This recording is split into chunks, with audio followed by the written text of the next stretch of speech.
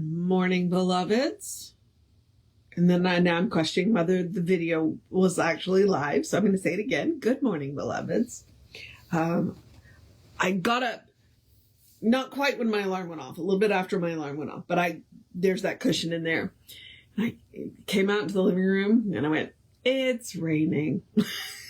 So I did not go for a bike ride or a walk this morning. Instead,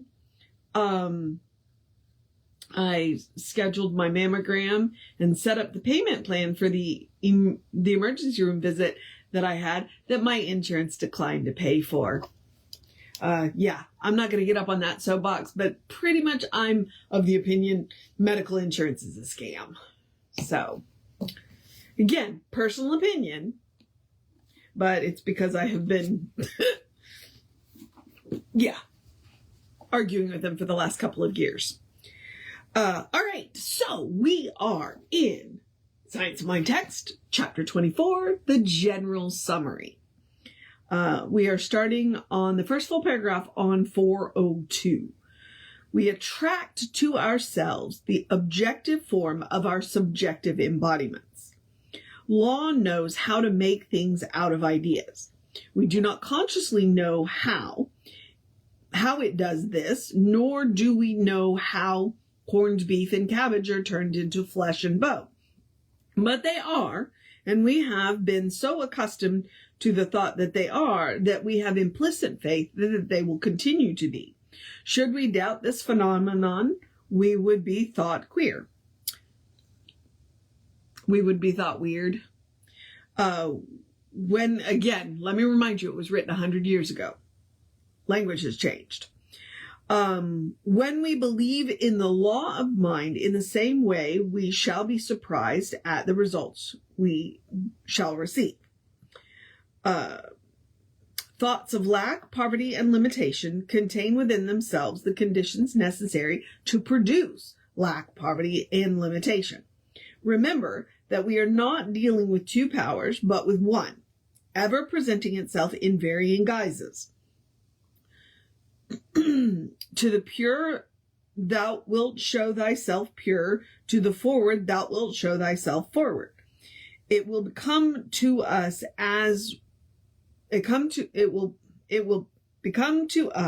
what we are to it. The law knows us only as we first know ourselves. We make up its mind because its mind is subjective. The spirit controls the law. This is the great mystery, the limitless wonder of the universe, that which out of nothing can make something, but its nothing is really the substance of every something. So Socrates' prescription to know thyself is extremely important. Because the better we know ourselves, the better we will make use of the law. All right. Because all people have believed in lack, a law of human thought has been made which binds the race. Limitation is the result of an ignorant use of the law. Every advance in science proves this to be true. The real law is one of freedom. By that freedom, we bind ourselves until we learn how to change the thought, and by so doing, to change the limitation into freedom. The two are merely a different use of the one law. One of the things about when we talk about limitation, lack, and poverty is when we have those mindsets, we cut ourselves off from seeing other options, other opportunities. And that's the biggest thing is, like, if you believe in limitation, you are limiting yourself by not allowing yourself to see the other options and the other opportunities that are out there, you know. So that's part of that. So, all right, back. Limitation is a combination of, that is not the right word. Limitation is a condensation of the idea of want. Mind accepts this idea as though it were true and then makes it true in our experience. It is not always easy to see this, nor is it easy to rise above it. But it can be done, and we should begin at once to control our thought patterns in such a way that they will produce plenty instead of lack. The law of mind is not selective. I thought that was highly important enough to highlight that line. That is, it is receptive without caring what it receives. And that is extremely important. Okay? Whatever you put into it is what it's going to bring back out to you.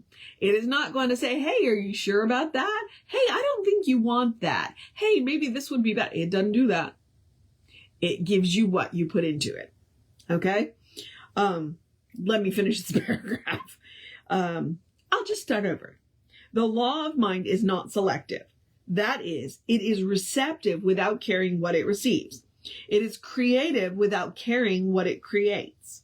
It knows how to do without consciously knowing what it is doing or what it is, without knowing that it is doing or what it is doing. It seems strange that at the first thing to realize that there could be such a law in the universe, but on second thought, we find that all natural laws are of like character. No natural law is ever selective of itself. This is why we must realize that the spirit itself is more than any or all laws as we understand them. Conscious mind controls the law of mind. The law of mind is sensitive but not conscious from the standpoint of having any selective quality. Selectivity is the office of the conscious mind, while creativeness is the office of the inner mind. Oh, now we've got a conscious mind and an inner mind. Ernest, it's a bit late to be changing terms on me. Okay. Thoughts of lack manifest as limitation. Thoughts of abundance manifest as success and happiness. Failure and success are but two ends of one stick. All conditions and every circumstance is of the nature of effects and can in no way limit mind unless we take them as a fresh starting point for a creative pattern. Hang on. Let me try that sentence again. All conditions and every circumstance is of the nature of effects and can in no way limit mind unless we take them as a fresh starting point for a creative pattern. The thought that any given condition is a thing of itself tends to make it appear to be a thing of itself. Reverse the thought and the condition tends to become reversed. Okay. I don't have a thought. I'm not, but the law can know no conditions as such. It knows form, but not size. Outline is real, but limitation is unreal to mind. In the absolute, nothing depends on anything but ideas. Ideas are form, condition, circumstance, cause and effect, and everything that happens between cause and effect. This is what a treatment is. It is a thing of itself if we know that it is. It is what we know it to be. He's getting a little weird. Just a little weird. Okay. And then he's going to start this off with a quote. Blah. Okay. Fear not, little flock. It is your Father's good pleasure to give you the kingdom. Fear is the great enemy of people, but fear is a mental attitude and as such can be converted into something else. Fear is the reverse mental attitude to faith, and it is a result of the lack of faith. Fear brings limitation and lack in its wake and destroys the happiness and possibility of a greater degree of livingness to those who suffer from it. I like to quote when we talk about fear. It's like, face everything and rise, face everything and run. But there's another, it was a terrible, the movie is not good. I don't remember the name of the movie, but it starred Will Smith and his son. And in it, he looks at his son and he says, the danger is real. Fear is a choice. So, and that's what fear has a job. It's to bring your attention to, hey, there's danger here. But sometimes when we are fearing something, it's not really a danger. We are making a choice. And as Ernest is saying, we are lacking in faith. So, okay, make no mistake. Danger is real. The fear is a choice. Okay. Apparently I thought this one was really important because I highlighted the first line and then bracketed it and then put a star out beside it. So whatever this next paragraph is may be important. Fear blocks the more, okay, hang on. Let me try again. Fear blocks the more complete givingness of the Spirit to the highest form of manifestation on this planet, which is humankind. Fear arises from the mental attitude which limits the possibility and the willingness of Spirit to give us the good we so greatly desire. There's nothing wrong in the desire for self-expression. God is more completely expressed through the person who lives largely than the one who lives meagerly. Yep, fear definitely gets in the way. Fear is a belief in limitation, a denial that the divine is the center and the source of all good. We must do all in our power to overcome it. Perfect love casts out fear. That is, confidence overcomes the depression of doubt. Mental depression can produce physical and financial depression. The psychology of economic cycles proves this. In the midst of plenty, humanity lives in want because of fear. To overcome fear is the greatest adventure of the mind of people.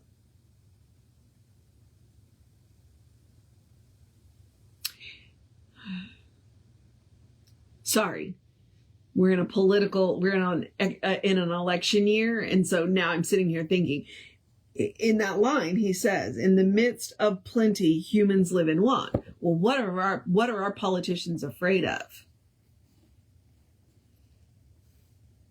Okay. We should contact a larger field of faith. This is done by understanding that God is the giver and the sustainer of human life and expression. God is all there is. God is substance and supply. We must learn to accept this. If it is God's pleasure to give us the kingdom, then it should be our privilege to accept the gift. And we have to accept the gift. God can give the gift as much as God wants, but until we actually are willing to accept it. All right. The Spirit is not withheld. The Spirit has not withheld good from us, but ignorance of the true law of supply has caused us to have fear. They cannot enter in because of their unbelief and because they limited the Holy One of Israel. Obviously a quote. We should endeavor to stop limiting God. All things are given unto us, but we shall have to do the taking. God gives in the abstract, we receive in the concrete. The gift of heaven is forever made. The receiving of this gift is an eternal process of forever expanding the finite. Like I said, God's going to keep giving us the gift. It is up to us to say yes. Since we cannot contact the absolute, we shall have to expand the relative. The infinite will not be nor become less than itself. We are of its nature. We do not make our own being. All we can do is accept that the being which we are is some part of the divine. To know this is to overcome fear. Whether this fear is of lack, pain, sickness, or death, it is always a belief that there is something other than life and that life withholds. Wait, Hang on. Whether this fear is of lack, pain, sickness, or death, it is always a belief that there is something other than life, or that life withholds pleasure, peace, success, and heaven from us. Okay, wanted to make sure that I got the emphasis right in that sentence. Yeah. All right. Whew. He's kind of intense today, right? Love alone can overcome fear because love surrenders itself to the object of its adoration. The soul must make a complete surrender of itself to the spirit. That is, the law must come under subjection to the spirit. The will of the spirit is peace, clear thinking, and happiness. It could have no other will. Should we learn to contemplate these things which are desirable and to forget the rest, we would soon overcome the fear through faith. Both are mental. Let us learn to reverse the thoughts of fear and transmute them into faith. And I think on that note, I'm going to stop because it stopped at the end of the page. So we can start fresh on 406 because we spent a lot of time talking about fear today. There's lots of definitions of courage, and one of the definitions of courage that I like is being afraid and doing it anyway. It's being willing to look at what you're afraid of and saying, this is not going to stop me from doing what I want. That's courage. Everybody thinks courage is the lack of fear, and it's not. And the lack of fear would be crazy, you know. It has its place, just like the ego has its place. We don't want to make fear bad and wrong. What we want to do is say, okay, you have a job to do. I have heard you. Now go sit down. I've received your information and I will do with it. You know, it's the same thing with the ego. The ego has a job. So you hear the ego and you say, okay, I've received your information. Now go sit down. We got this. Okay. And so that's one of the reasons why it's really important to understand that with courage, it's being willing to do it anyway. Being willing to do it anyway. All right. So that is what we have been talking about today. And now I'm going to move on into the process of my day. So here's a little housekeeping. I'm going to remind you that we are Creative Life Spiritual Center, Creative Life Spark on the social medias. And I am the Running Rev Ryan on the social medias that I am on.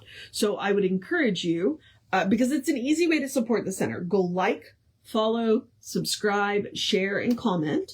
When you engage with our social media, it bumps us in the algorithms, and we think that we have important things to share. We try and share light, bright, happy, uplifting, useful. You know, there's enough fear-mongering out there. We're not doing that. We're not doing that, regardless of what I said about insurance when I started this. So, please go and engage with our social media. If you want more information about the center, the website is creativelife.org, or you can go, there's a constant contact email. So what you do is email info@creativelife.org. That will get you on the constant contact. It's one email a week unless something unusual happens. We are in hurricane season.